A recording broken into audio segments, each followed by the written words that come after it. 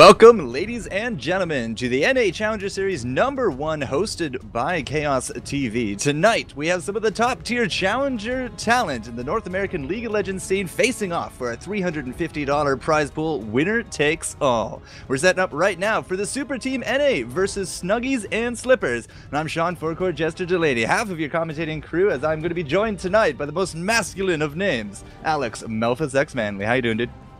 I'm doing pretty well. I didn't realize that I was so well known for my masculinity, but I'm glad to be here. Your last name is literally Manley. You can't get much better than that, bro. That's a fair point. That's a fair point. But, fair points aside, this is about League of Legends. That's what's up. That is I have no idea true. where I was going with that. I was going to try to make a really cool transition, and then it just utterly floundered. I'm sitting here, like, gobsmacked by the production value here from Chaos TV. This is arguably the coolest backdrop I've ever seen for anything ever. Well, someone doesn't pay attention to the EU side of things as much as they should. But that aside, on our left-hand side, the blue team, Captain Arthelon at the helm. It will be the Superteam NA, going up against somebody that I've actually not heard of, but I think their team name is just adorable. The Snuggies and Slippers, already out there with the bands. Elise, Caitlin, Thresh. And on the right-hand side, Gragas, Vi, Yasuo. All right, so these are pretty common bands that we're seeing coming out here. The Caitlyn is feels a little bit targety, but apart from that, these are all just really common bands. And the one thing that did not get banned out that you do kind of expect is going to be the Kassadin. So the insta-lock Kassadin is not at all surprising. Yeah, not at all that surprising. And seeing him there is just like, I'm having these flashbacks, man. Xpeke is everywhere. He's backdoor Nexuses. And just ridiculous amount of domination going to be coming through that mid lane on the Kassadin. That being said, the pickups there was Leona Wukong. And I'm just trying to decide, where would you throw the Wukong? Would it be top or in the jungle? Because I'm leaning more towards the top. I mean, that's where I used to see him. But Season 4 has thrown a wrench into some of the old school knowledge. Absolutely, yeah. Once the Spirit Stone change came down, where basically you can be a full damage dealing champion and get a decent amount of sustain just by running around and killing camps, assassin-style junglers like Kha'Zix and Wukong became much more viable and much more popular. So I do expect the Wukong to go into the jungle there. That's already a lot of good AoE initiation they've got coming down from Leona dropping the ult, Wukong coming in while stealth, and then diving in onto the team and getting his ultimate going. So that's pretty terrifying there right now. But one thing I do want to point out, the last time I saw Superteam NA play and they picked up a Kassadin, they actually did a lane swap where they had Arthelon take the Kassadin into the mid lane. Typically Arthelon is the top laner for this team, and then they had Chuper go up into the top lane. I believe he was playing a Dr. Mundo that game. So I am sort of expecting Arthelon to be handling the mid lane duties and for Chuper to take one of those tanky top laners. I did like the pickup of a Lulu to kind of try to counter out some of that engage. Her wild growth could be very spectacular in terms of just interrupting the DPS flow coming out from the Snuggies and Slippers. And when it comes to those big team fights, we're hovering over Sivir here for the ADC, or the Marksman, as I guess we should call them now, from Evan real life. But we're also looking possibly maybe a Kha'Zix mid to try to duke it out with the Cass. Yeah, that could be very interesting. Generally speaking, you want to avoid bringing magic damage dealers to the mid lane against Kassadin, just because of the fact that his passive is going to neutralize so much of what you're trying to do. The Pantheon jungle is another champion that has become extremely popular of late. It's just, again, Spirit Stone changes helped him out quite a bit, and the addition to actually stun minions, which increases his mobility around the jungle if he wants to jump over walls to escape things if he gets caught invading or it gets invaded. And just people kind of realize, once again, that being able to ult bottom lane as a level 6 Pantheon is really terrifying and generally gets lots of summoner spells, if not picking up kills. So it's good to see him come back into the meta. Do you remember the good old days of Season 3 meta when Black Cleaver was everywhere? It was just spam all the armor reduction everywhere you can. Pantheon was really hot back then as well. So ebbs and flows, comes and goes. That's the way that the League of Legends seasons like to go. It does look like Batosai is going to be picking up the Mundo. Mundo's an extremely popular pick these days. I think I just saw an infographic about the LCS, and he's like top pick and ban right now. Absolutely, yeah. He brings so much control, especially in competitive play where people are more fond of running teleport on one of their solo laners. It just offers so much as far as late game split pushing potential, as well as being able to collapse in the early or mid game, diving, like hitting level 6 and then teleporting to the bottom lane, trying to make a gank happen, and then taking out Dragon. Like that's kind of a cookie cutter play that we see a lot of people try to make happen. Maybe not necessarily right at level 6, but as soon as they see a good opportunity.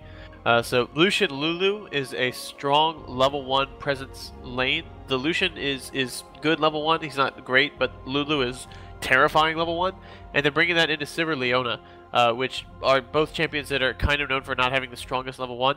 So I do expect to see a lot of early aggression from Superteam in A, and I am already starting to have a couple of worries about some of the laning setups that we're going to be seeing here out of Snuggies and Slippers, particularly now that we're seeing the solo lane Soraka. Hold the phone. Soraka makes an appearance. I'm a little confused about that as well, but if you take a quick look, I mean, Wukong is not going to be the top. He does look like solidified for jungle if they don't do any more lane swapping. So that means it will be a Kha'Zix mid, but like Leona top, Soraka top, Soraka mid, throw Kha'Zix top. There's a lot of interchangeability you can do there. Yeah, I'm assuming it's going to be Raka top. They're trying to take advantage of the fact that Mundo is considered to be an extremely non-interactive laner, meaning he just wants to scale up, he just wants to get his farm, he wants to get his levels. And generally speaking, if you bring someone that doesn't have a lot of kill pressure or a lot of aggression against the Soraka, she's going to be able to scale up just fine. She's going to be able to get all sorts of farms, she's going to be able to get all sorts of levels. And a Soraka that's left unmolested and is able to just grow and become this massive heal bot that can pop the ultimate and give your entire team like 800 extra health is pretty darn terrifying. Well, she does, if you stack enough ability power, she does, hold her own through trade simply because she can just self-heal. But in terms of throwing somebody in here into the mid lane, I would definitely take a Soraka into a solo over a Leona at this point. I mean, gone are the days of Pharrellin Lord and Leona mid. I mean, I don't think we're really going to see a resurgence of that anytime soon. So if I had to wage a guess, it would be a Soraka, likely in her own lane, and then we throw the Leona Sivir bot. I just think that's a solid bet at this point. But looking around the place, not entirely too sure if you guys can see the summoner spells or not, but Chuper with the Mundo, very likely in the top, is going to be having that teleport. So very standard kind of stuff coming out there. Yeah, this is kind of the updated look at what the Season 4 meta has kind of become. The support meta has opened up a little bit. There's still people widely consider the top 3 supports to still be that Leona, Annie, Thresh combination we've been seeing for a while now. But Lulu coming back in, very nice. AD carries, these are very typical. The really kind of the most surprising thing about this pick ban, more than anything else, is just the fact that Kassadin was allowed through with Arthalon on the other team. Well, we're going to have to see how these two teams do fare. Once again, if you're just joining us, Superteam NA on the left-hand side, they're captained by Arthalon up against Snuggies and Slippers. You're watching the NA Challenger Series #1, hosted by Chaos TV. Game #1 of the best of 3 of our first matchup is about to start, so don't go anywhere, guys. We'll be back live with the game in 60 seconds. Don't go anywhere.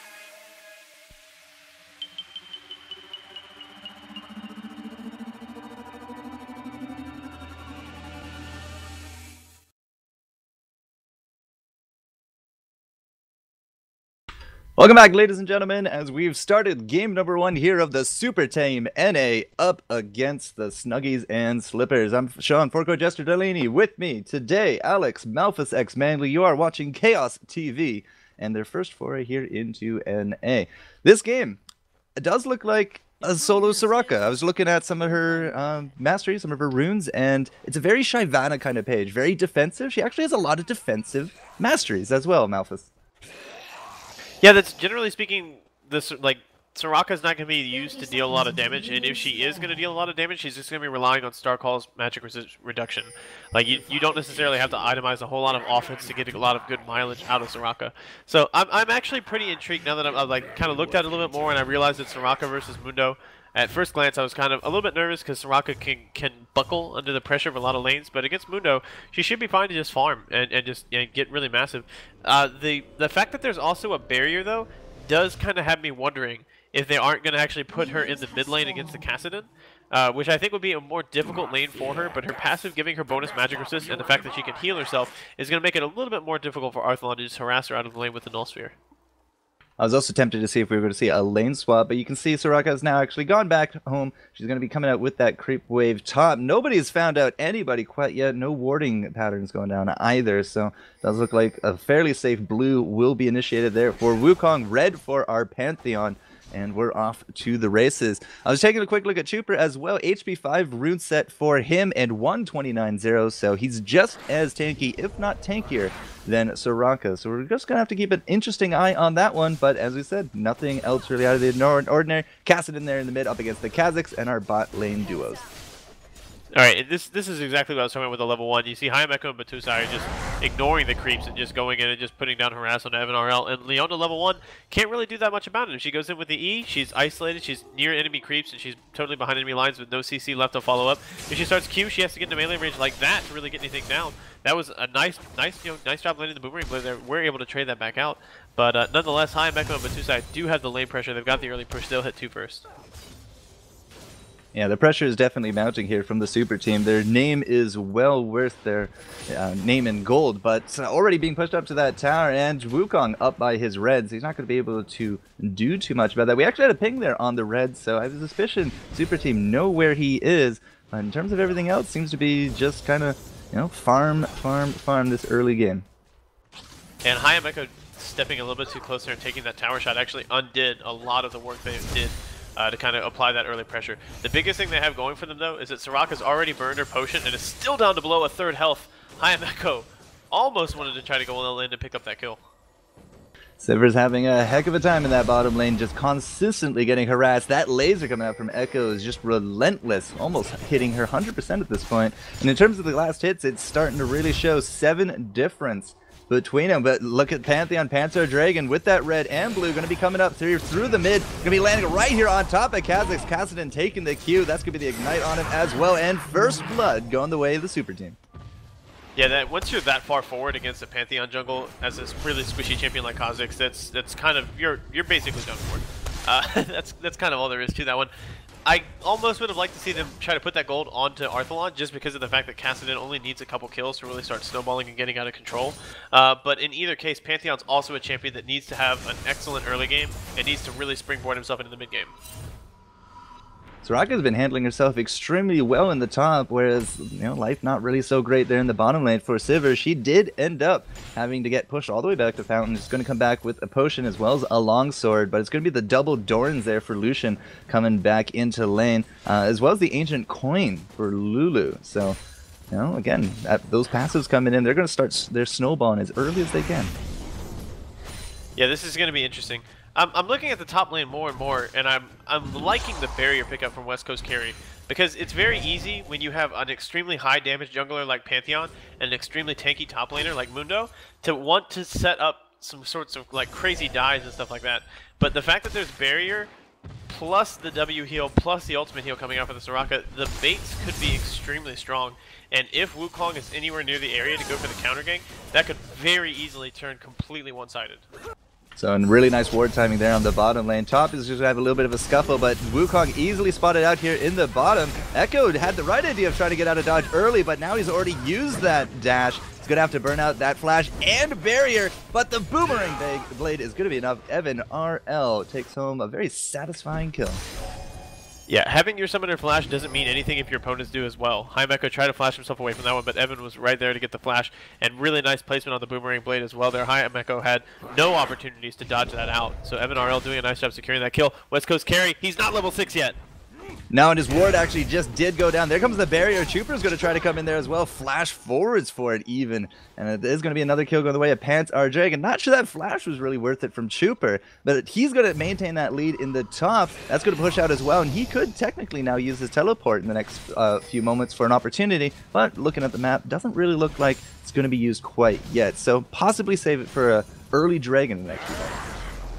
Yeah, this is... The other thing that could happen as well is they could go like full, like, I hate this Kha'Zix mode, and have the Mundo like teleport somewhere near the mid lane while Pantheon is dropping his ult. The fact that there's already 2 early kills on Pantheon, he's going to be hitting 6 at about the same time Chuper is, because he's been getting like a decent amount of experience from Chuper's lane, going up there and pushing the wave out after they were able to successfully make that gank happen. You see Kha'Zix is just now hitting level 6, and honestly Panzer Dragon is pretty close to having it up for himself as well. Okay, Kha'Zix evolved the Q burst. This is pretty common from lane Kha'Zix, but it's going to make it even more difficult for him to get away from these Pantheon ganks without having that additional range on his lead.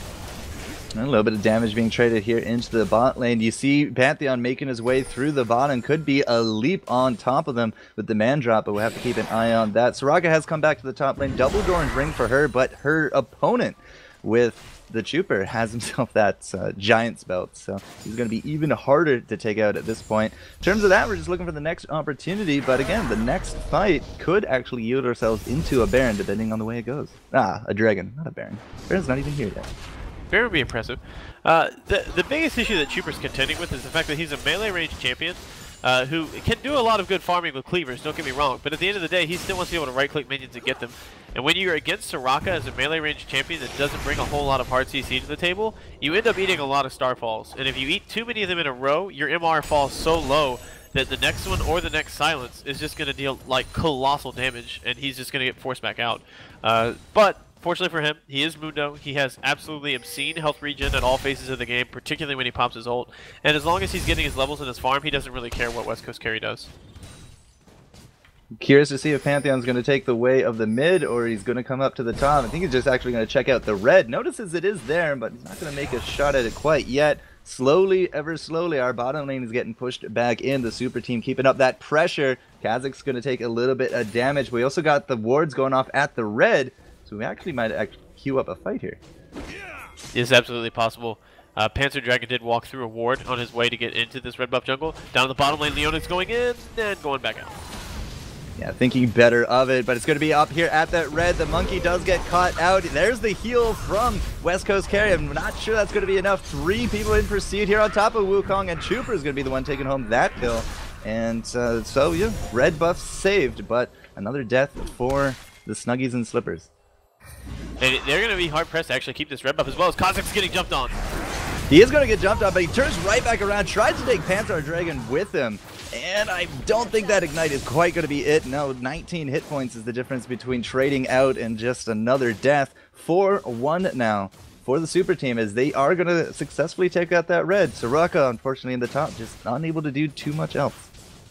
Alright, so for those of you kids at home who do not like Deadly Game, you should learn to love it if you're playing a high damage jungle threat like there, because that was literally the only reason Panzer Dragon did not die. His Deadly Game procced, he got 5% of his missing health back, and that was enough to keep him alive at the end of that engagement. So, just ridiculous how strong that one mastery point can be in the right context. Here's the gank down the bottom. Now Wukong coming in, that was the solar flare as well. The ult coming out here from Lucian, trying to get that back and then damage on top of Sivir, but a lot of stuff wasted there from the Snuggies and Slippers. Unfortunately, they're not going to go home with a kill at all. Top lane, however, West Coast carry is showing really good pushing maneuvers up against Chuper, so she might be able to just claw back her way to this one lane, but when you're losing the other 2, it's hard really going into the mid-late game just to kind of keep up with your opponents. Oh, Batusai, you adorable little Lulu, you. He had such a tiny window of time to successfully use Wild Growth on himself to knock up the Wukong as Wukong came in, but before Wukong had an opportunity to start his ultimate up. It was a very tiny window of time to keep himself alive, and he absolutely nailed it. Whew, the power of Panzer Dragon there in the mid, just showing off up against Kha'Zix. Trooper's still really low, but that bottom lane turret is now going to be dead and gone. Trooper cannot stay in this top lane anymore. He's been playing it real close to the collar there. Absolutely. And the other thing that is worth pointing out about Soraka is that they saw the Mundo, and they kind of assumed that Mundo was going to be running teleport. And because of that, they wanted a really hard pushing champion for the top lane. And Soraka, that's going to be picking up an early Chalice, is certainly one of the hardest pushing champions you're going to find. So if at any point Trooper decides to burn the teleport to like make a dragon play or something like that happen while the tower is still up, the tower is going to go down. They're going to lose multiple waves of farm for it right now. I didn't see where he used it, but it's on half cooldown, which means he cancels it. But two sides getting caught out. Yeah, Batosai wanted to just go off and ward that dragon, make sure that no sneaky Snuggies were actually doing it, but the four of them are more than enough to take down the Yordle, and they're going to secure themselves at least their second kill, if not this dragon. They're going to be pushing off Arthalon here. As he said, we don't have that teleport. Not too sure if they know about that or not. Sivir just throwing off the boomerang in the back, but again, just rebuffing the super team for now, trying to get that positional advantage. I think he was predicting a jump in from Arthalon. I think he was like, okay, I think Arthalon's going to go for this one. They wanted to be ready for that one. Arthalon, of course, much more patient with that as he's trying to bait in Ixkur. Man, these guys have got to get some easier to pronounce summoner names. But not going to fall for that one. He knows Panzer Dragon is going to be around. IK Snicker? Ixnicker? Oh, just call him Snicker. That's good. Snicker. Okay, I can go with that Snicker. What are we going to do with the Wukong? Lusso? Luzo, yeah, sure. Lus Zero? Wukong, it's good too, yeah. Okay, Wukong. 4-2 as the state of the game, 3,500 gold difference between the two teams. You can see Trooper always on fire with the Sunfire Cape. We got the Elder Lizard for our Pantheon, and the Rod of Ages actually got picked up in and around, I think, like 10-minute mark. Yeah, 10:01, Arthalon picking up that early Rod of Ages. So that's going to be in fine form for the 20-minute mark, where we want to be looking to do some big major upgrades and some big major team fights. Some nice warding coming out as well in and around that dragon area. No attempts on it yet, but again, looking at some of these creep values, I mean, that bottom lane has really started snowballing hard. Look at the difference between Lucian and Sivir. And I really like, just one final note about Trooper Sunfire Cape. I really like this build because conventional wisdom says, oh, I'm laning against the rocket, it's only going to be doing magic damage. I need to build early magic resistance, and Spirit Visage is really good on Mundo, so I'll go first time to Spirit Visage. Soraka is effectively the only magic damage threat in this lane, and Trooper is, well, until right now, not trying to fight her. And this is exactly why, because he's not going to win fights against her. So he's just hanging back, and he wants to be able to clear out the wave before it deals too much damage to his tower, as Arthalon goes for the dive mid. Yeah, Arthalon going in real hard. Snicker is going to get out. There's the final wish from the Soraka. Shutdown spree goes down on top of Pantheon. Arthalon now with that wild growth is just looking to survive, but the tower does go down to the ADC and support combo. Now Arthalon is just kind of sitting here with Effusively, and I don't quite think Effusively is going to be able to rebuff that. So a kill for a tower was the trade-off there, but still overall, I mean, the pressure is still surmounting here from the super team. I think Arthalon's plan was to go in, get wild growth, maybe be able to pop somebody, but in either case, just dive back out with Cassidy right after that, and then just buy space for his team to take down that tower for free. I don't think he wanted Panzer Dragon to follow him in, and Panzer Dragon, he's playing Pantheon. He already had 3 kills. He was just like, all right, put me in, coach. You want to dive? I'm ready to go. Let's do this. Here's the dive over the top. Yeah, speaking of that dive, that's going to be perfect burst right on top of that West Coast carry, but she does flash out, does get a self-heal. Trooper going to be coming in. I was going to make a remark about how you can't really gank with Trooper that so low, but Panzer Dragon proves me wrong with that newly bought Brutalizer on top of things. So Trooper, again, he's going to maintain that creep lead, and he has kills, whereas we don't here for Soraka. Lucio comes in, but I don't think he has the burst required to take down Trooper.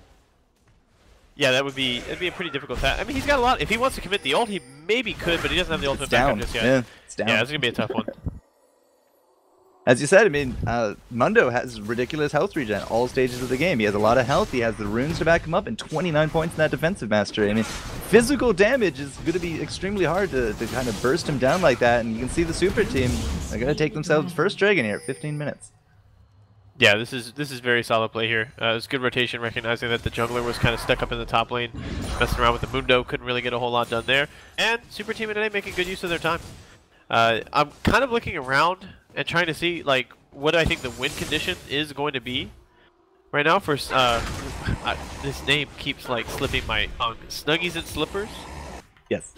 Okay, it's okay. It's adorable, but it's difficult. A relaxing night with Twilight. Basically, how you remember it. But it's like I'm kind of looking at this like, okay, Trooper is going to get really, really tanky. Basically, it's going to be West Coast carry making their not so tanky team getting a lot tankier because of the Soraka. And I don't know that that's going to be enough, because so much of what Superteam and A have is just like Kassadin diving in, silencing people, wanting to kill them immediately, Pantheon diving in, stunning people, trying to kill them immediately as well. If they get onto West Coast carry and lock him down, there's like almost no survivability coming out from this side whatsoever, especially with Wukong already looking to build 2 damage items early. Well, Trooper, after that successful gank, he does come back with the Spectre's Cowl, and now it's extremely hard for West Coast carry to really make any kind of inroads. There goes the Wish. The tower is going to be his second teammate here, but Pantheon Dragon can easily just tank that out. A little bit of help there from his passive. And again, Trooper, I mean, I don't think Soraka is really going to be able to repeat that early game advantage that she had up against the Mundo, especially with that ridiculous health regen coming in. Right, and the biggest weakness, honestly, that a solo lane Soraka has, Arthalon. I thought he was going to get caught out, then I remember, no wait, he's playing Kassadin, and that's impossible. Yeah. But the biggest disadvantage that a solo lane Soraka is going to have is how easy she is to gank, having 0 mobility, having no hard CC, and wanting to push all the time because of the way her kit is built. It's very easy, especially against a really solid early game jungler like Pantheon. That is a very terrifying and brave and ballsy pick. And I don't think it's really paid off for them. 6-3 as the score, looking at a now increased 6,000 gold lead between the two teams. And you know, some of those items are starting to get a little scary at this point. You can see our Lucian in the bottom lane. I mean, Lucian has only died, but he's been farming pretty heavily. 135 compared to the 114 there of Sivir. And does have himself not only the Phage, but the Bilgewater on top of that. And the last time we saw, he did, of course, have the double Dorans. So, I mean, he's been farming up, but we haven't really seen that much from the ADC and support combos from Superteam yet. Yeah, mostly just been going for some farm. This is a... Wow, okay, we got a Lucian that's going for... He's got Bilgewater Cutlass, he's going in for the Trinity Force, and then I think he'll transition back out for the Blade of the Ruin King after that. This is a build that's become pretty popular of late, but it's kind of a build that relies on you being really far ahead in order to make it work out. The Glitterland's going to potentially catch out West Coast carry. He's pretty darn tanky. He wants to bait them in.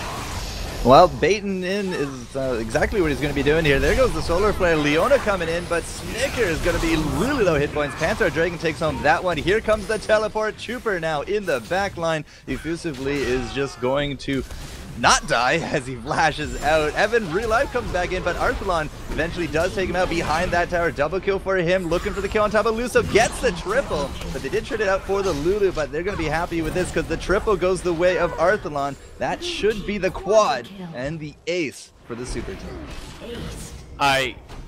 Wow. I mean, this is why Kassadin gets it all the time, because he was like, he had decent lane presence before. He was doing well. He's having good pressure. He's able to set up some ganks from Panther Dragon by baiting in his opponent, stuff like that. But now he just picked up 4 kills. He's already got the Rod of Ages. The death cap is going to be super done. He just went on full cleanup duty there, and that massive infusion of gold is going to take him from being the janitor into being like the middle of the engagement threat. That like Mundo and Pantheon are going to run in, right? That's going to be their goal, is to isolate some sort of squishy target and either run them out of the fight for Mundo or kill them instantly for Pantheon. And then Kassadin is just going to show up and be able to nuke people down for over half their health. He's got 2,300 gold in his pocket, and he's going to try for it right now without spending that gold. Well, that might actually not be the best of ideas. 3 of the team members here, the Snuggies, 4 if you look at Sivir there in the back, are going to be able to rebuff him. In terms of the blue, I think it was actually successfully stolen. Yeah, yes, it was successfully on top of the Arthalon, but I mean, he's good, but he's not 4v1 good. Not yet. No, that's true. Give him about another 10 minutes and he'll be there. Well, there's the Rabadons. So, again, 20 minutes, you're looking for those major items. He's about to ding with a full stacked Rod of Ages, and on top of that, a Rabadons into the Sork Shoes. So, he's pretty full stack at this point. Yeah, this is pretty terrifying. Hi, I'm Echo and Batusai on the run. Yeah, he's on the run. He did actually some really good juking out there as well. You can see the wild growth coming in from Lulu, trying to keep him up. Batosai could be in some trouble. Here comes Panzer Dragon. We'll see if he can do a 4-on-1, but with the wish there from West Coast Carry, I don't think that's going to work. So the second time we've had a shutdown spree on top of the Pantheon is going to happen as Arthalon takes out the Wukong in the top. 1v1, yeah, with the Rabadons, he might be able to 4v1 this. We're going to have to follow his exploits. Throws out the nuke on top of Evan, but I don't think the tower's going to hold up, so now could be your time, Snuggies. Nope, dodge both skill shots there, and Arthalon comes back in and just is able to lay on the pain. I think he's actually going to chase this. Well, maybe not. Yeah, this is where Cassidy is the scariest, is when you're trying to retreat from something you've just done, and anyone who gets isolated, anyone who gets set apart is just going to fall down. I mean, he is the hyena loping after the gazelle, and if the gazelle are not careful about where they teleport back to base from, I'm mixing metaphors, I don't care, then that hyena is going to end up with one full belly. But honestly, the biggest thing he wanted to do is just stall them out, keep them from pushing the tower too quickly, and then keeping anybody from recalling and being able to stop Trooper from taking it back out. They'll more than happily trade a bottom outer tower for a top inner tower 9 times out of 10. 10 times out of 10 maybe even. Especially when it's going to allow them dragon control right after, is they've got the map control right now. Well, the tower trade, but that was still 3 kill for 0, I think. I'm not actually sure we actually killed anybody there from Snuggies and Slippers in that fight, but it was 3 for 0 and then the tower trade. But yes, the tower trade still goes in the advantage of the super team, but in terms of the 3 kills, like, we were looking at some massive gold pickup from the previous ace, but if you look at the gold now, I mean, they only really effectively maybe about 1,500 out of it. So, I mean, they're still maintaining that lead. They're still up about 8 grand instead of 6 now. And so it's still Super Team's game to lose, but you know, too many more fights like that, and you might be actually fighting on parity now with a team that you were just absolutely dominating until then. The thing that's a little bit deceptive about this is the fact that because of the way Hayam Echo has built, his Lucian has gained like almost no traction. Like, I'm going to take a look at his gold right now. See, he's finally going to complete the Trinity Force now, so he's going to have a 22-minute Trinity Force, and he still kind of needs that second item in order to be really influential. If it's going to be the completed Blade of the Ruin King, that'll be great, but until he actually completes that Blade of the Ruin King or picks up another item, he's just not dealing the same damage that Evan RL is right now, especially if Evan RL does complete... he's gone with the double dagger, so I'm assuming he's going to go in for a Phantom Dancer at some point, but if he's going with the Bloodthirster into... Bloodthirster in the Last Whisper build, he's going to have just an absolutely colossal amount of damage output.